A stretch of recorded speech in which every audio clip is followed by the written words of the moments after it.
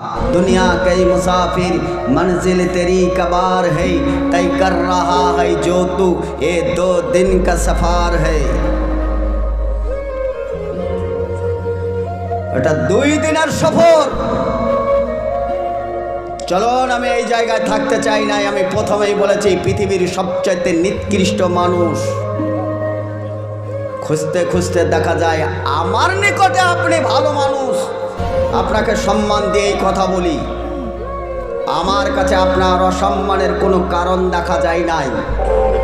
কিন্তু আপনাকে সৃষ্টি যিনি করেছেন তিনি বিধিবিধান দিয়েছেন, তিনি আর বিধিবিধান অনুপাতে ওই লোকটি পৃথিবীর সবচাইতে নিকৃষ্ট, যে ফরজ সালাত ত্যাগ করে যে দুনিয়ায় বেঁচে আছে, এই লোকটা পৃথিবীর সবচাইতে নিকৃষ্ট।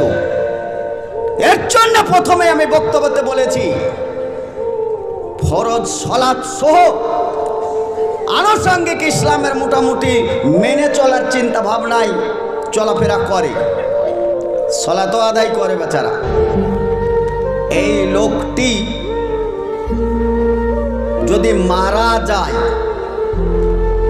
সরাসরি জান্নাতে যাবে, এই মর্মে কাউরির কোনো দলিল জানা আছে?